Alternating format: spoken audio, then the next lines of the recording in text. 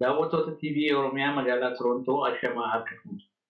Sagantaa guyyaa irraa keessatti dhaadhessaa garaagaraa isiniif qabna. Akkasuma sanitti aansuudhaan obbo Amasayyoo Gaafii fi Deebii bal'aa aaddee Toltuu Tufaatii wajji godhe isiniif dhiyeessina. Akkuma beekamutti yeroo dheeraadhaaf guyyaan waraana bilisummaa Oromoo amajjii takka kabajamaa as ga'uusaati.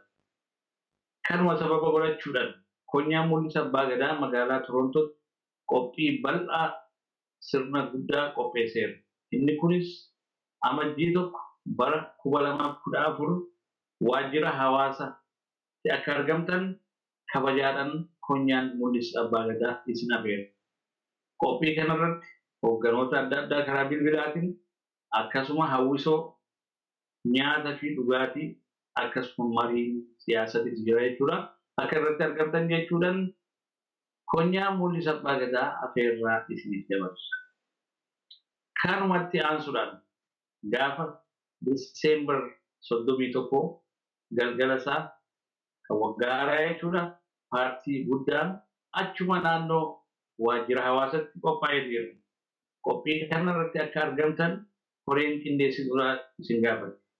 Kanaafuu galgalli keessan achitti haa ta'u, baallamni keessan achitti haa ta'u akka gammadanii deebitan abdii guutuu qabna jetti koreen. Kanaafuu namoonni Oromoo martinuu Diseembar 31 fi Jaanuwaarii 1 akka argamtan lameen duratti isin gaafanna. Galatoomaa nagaan jiraadhaa. Ani Darbii Nuuretii amma karaa obbo Amasayyoo isin deebi'a. Kabajamtoota daawwattoota TV Oromiyaa magaalaa Torontoodhaa akkam jirtan. Marti keessanuu bagan weeddanii bagol dachaan isiniin jechaadha. Qophii guyyaa har'aatiif qabnutti keessummoota ciccimoo lamaan qabaadhee isinii hadhee jira.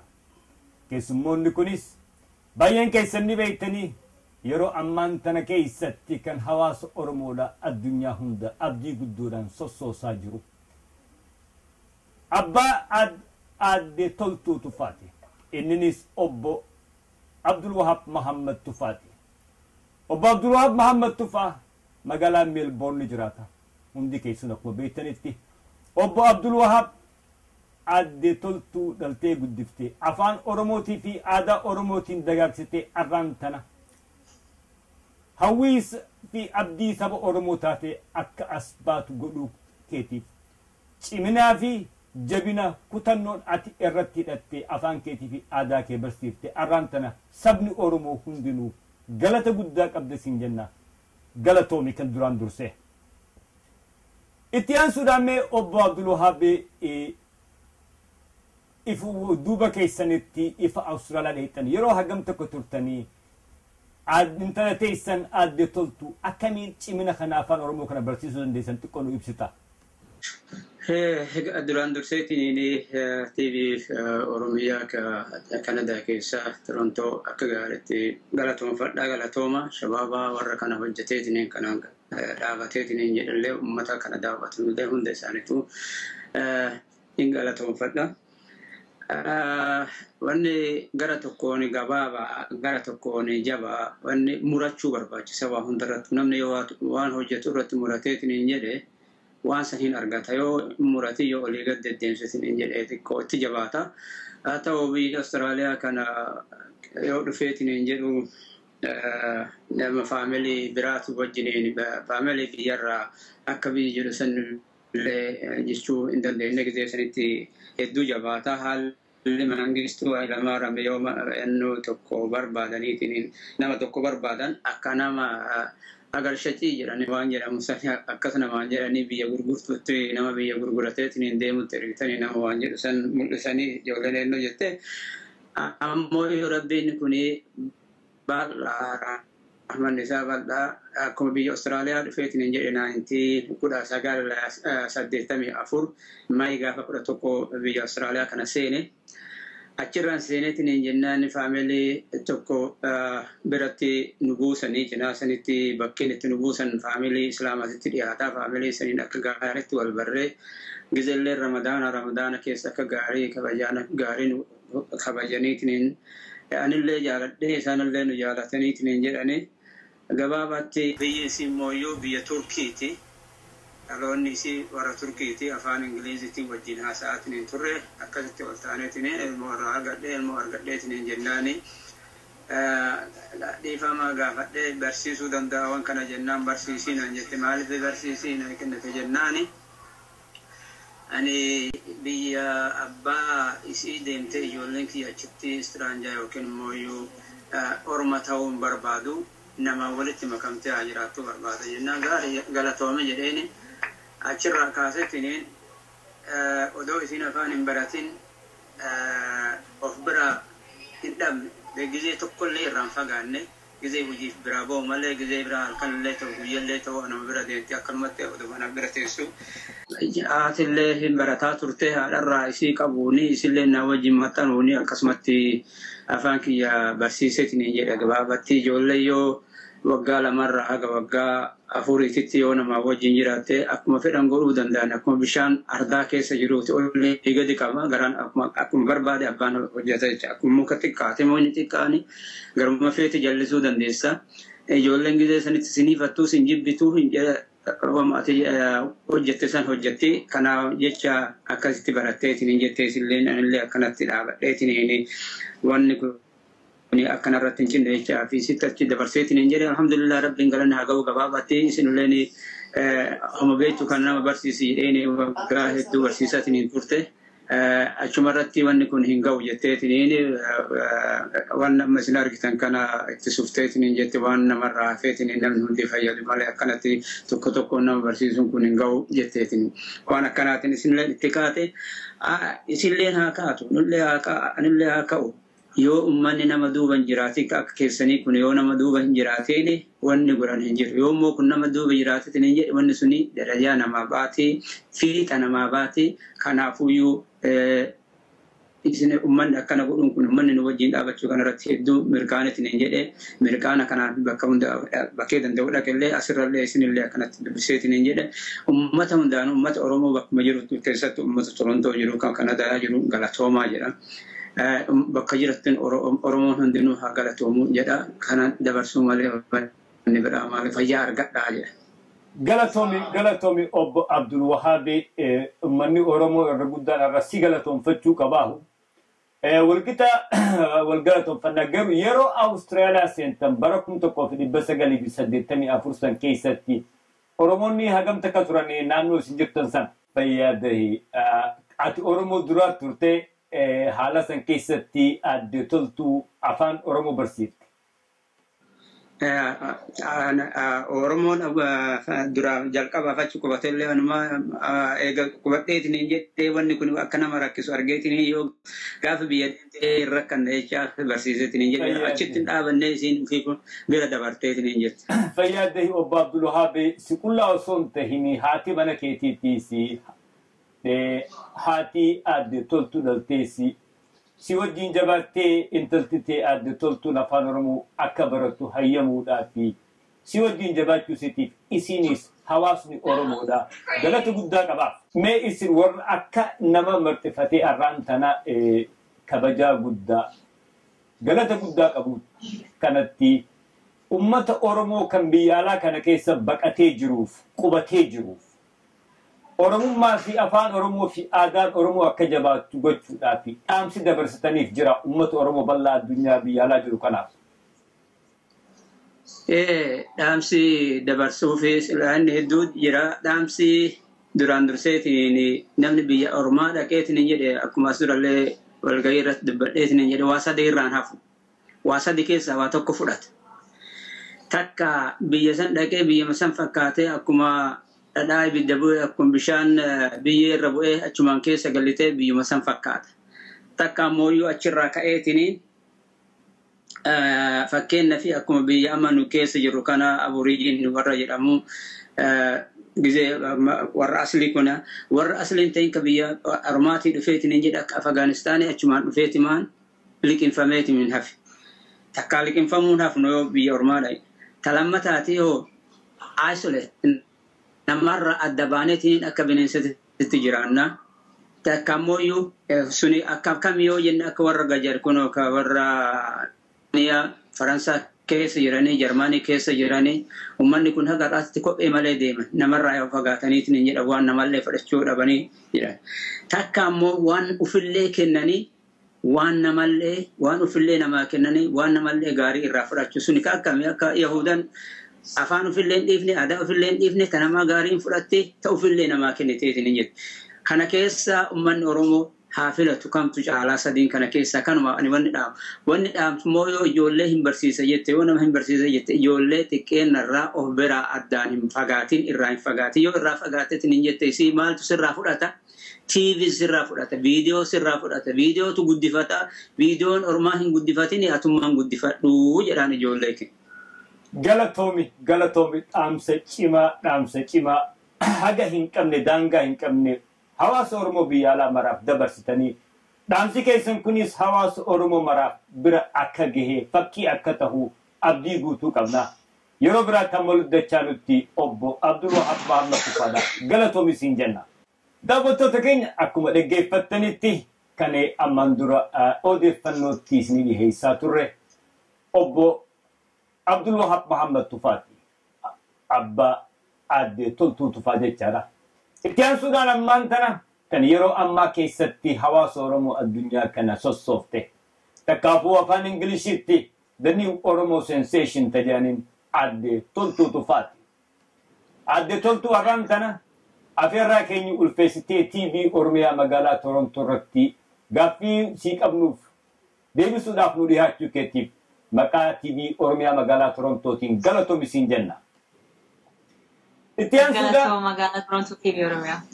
Galatoo meetiisi. Aadde Toltuu yaadni ati lafa as baaftee as keesse sossoo'insi hawaasni Oromoo godhe akkuma jala deemnee hordofaa turratti siqullaa osoo hin ta'in hawaasa Oromoo mara haalaan gammachiisee jira. Kan duraan dura atis baga si gammachiise sin jechaadha. Tun gammachuu nu hundaati kan kee qofaa miti atiif kan bite malee hojii hawaasa Oromootiif taatu. Duraan dursee mee piroojaktii kana eegaluudhaaf maaltu si kakaase? Galatoome ulfaadhu waamicha keessanii fi TV Oromiyaatti akkana affeertan galatoome isiniin jedhuu barbaada duraan dursee. Itti aansee wanti na kakaase maxxansa afaan Oromoo kana jalqabsiisuuf jecha waan maxxansa afaan waan ijoollee afaan Oromoo itti baratan waan dhabee fi argachuu qabnaa jedhee achumarraa jalqabe biyyarraa nuuf fidanii kitaaba kana faa qabnaa jedhanii nu argisiisanii akkasanitti wanti tokko odoon jijjiiramin akkanumatti nuuf fidanii bakka hundatti illee argamu tokko yoo argannee malee kanaaf jecha gara waggaa 5 waggaa 10 booda mee hagana deemu irra generation amma lafaa dhufu haarawatu jira nuti yeroo ijoollummaa keessatti kanumaan baranne ammallee kanumarra barachuu irra waa kana guddisuu qabna yookiin tolchuu qabna jennee yaada akkas qabaa turre akkasanitti namni kan nu gargaaru danda'u namni ogummaa kana qabu waa'ee education waa'ee barnootarra waa'ee graphic design waa'ee design irra art irra ka qabu waliif fidneetiin mee ni laala yoo ka godhu dandeenye jennee achumarraa eegalle. Eegalli gaariidha. Projektii eegalte kana bakkanniin gahaa jettee abdii guutuu hagam takka uummata Oromoo irratti abdattee turte? Actually jalqabaa kenna kitaaba kana tolchuuf hin qophoofna wayita jennu hagana ga'u hin seene. Qarshii haganallee barbaachisaa hin seene dhugaa yoo isiniif hime akkanuma daddafneetiin waa tokko baasuu hin dandeenya jedhee ammas actually what yeroo hunda qofaa osoo hin tahin yoo geggeessuu barbaanne you need akkuma afaan Englishin startup capital you need money basically waa kana hojjisiisuuf jecha kanaafuu dhaqnee uummata Oromoo biraa duraan dursee keessummaa ta'eetiin biyya magaalaa hedduu deemu uummata Oromoo argee waan kanan harka qabu argisiisee qooda isaarraa fudhachuuf jecha isaanillee akkana keessummeessanillee baay'ee na ajaa'ibsiise haalan gammade yeroo sanii waan isaan dirmachuu ummanni si dirmate kuni يرو إيجلتو هجينتم بكني جيسو موهين جيسو ماليني أتتل ما متيس حاجة كان نافجا موهين جهو عبدي تقصو إن كباتين التسنتي أما أنتنا أمو ديبسين أمة الرا أرجت وان أتياد دي قلت هجرة بها أرجو مني أمة أورومونا ديجرس أمة أورومورا أرجت كوني هجيتنا تنا درن أكا اتفوفتو إباسرت أمسي فكاتا ينتي فكاتا absolutely وانتنا شكي سيسي project كان في درا أدون جلق أبين أدون إيجالين جتشو في أمة أورمو انتوري that was not my concern جتشو نمني كان أرجيتني نم في راجع أبديك أباتوري وانتنا شكي سيسي نمني فورمولا كان جتشو كرا كان ملك أتبورا جرو كان درا نوجت منين توري crowd funding كجدام online ملك كفلون كان درا again بين أمة أورمو كيسا so I didn't know يروسان ما هنتها مو هنتهو جده شكي قدك أباتوري مالفي نمني أورمون هكا قدك أم بيكو هنتلتي يا بريد كاشي سيكنو ويانا جدًا مرينا نكرد كاد باس نجرو كأم بيكو ركنا إلا لا جه إيجا نجل بودا نمني كاشي قفل وصوينتن نمني الدنيا كنا كيسا مقالة هدو قبي قدني نمني قبي سنة نمني كاشي كفلو بربادو لي كرا كاشي لي قبي سنة كرا online اللي قبي سنة إيجا ولي فيني بودا وان بريد توكو أمني جرا سلا أما إنت أثين أكنا فكاتو تي كما جهتما أولي أرجعني جرا أما اللي كاش اللينك أبنا غرا قبين سجنتان كنا إيجا أمتى بودا لكوفني تينين press releasing غونا ميكا ولي أكولي جوري جرو I had no doubt of the Oromo community at all نمني فئي كنا أبو كأن أرجو نمني توكونا جدول لإنتوري كرا أمانتينز كرا وجا كرا meeting كرا generationy كرا political I was happy na gammachu kana kabaturi kana fakatuti fe inki ya gammachu kana gara fuldurafi ol kaso fi male gadi kofiso fi miti namni ega wali fetni wa kana wan kabate fi for the first time nuti hamile ummanni kana we fuldurafi daabun rajra guddisu ega galatomi dugumati hamilenti ummato romoti si du hamilenti stejirti o wanni ummanni oromo guddon takasirra egajiru tani hawaasa oromo kana abdi guddo kannete fi ba bukata kafu kitaban barnota kulla oso hintahini movie cartoona kan jolle na fan oromo timbaratu wanni kun hawaasa keesse heddu faca eti ummanni bayya hasawajira sagantana wanga movie kana ratti qabto kafu cartoona fan oromo kana ratti qabdu mal fakkat فإنكي يا لغا يوسيني في كتاب الرجل قبيتي وان براتي ففو بربادة مالك كتابتي دومون برباني نو غرف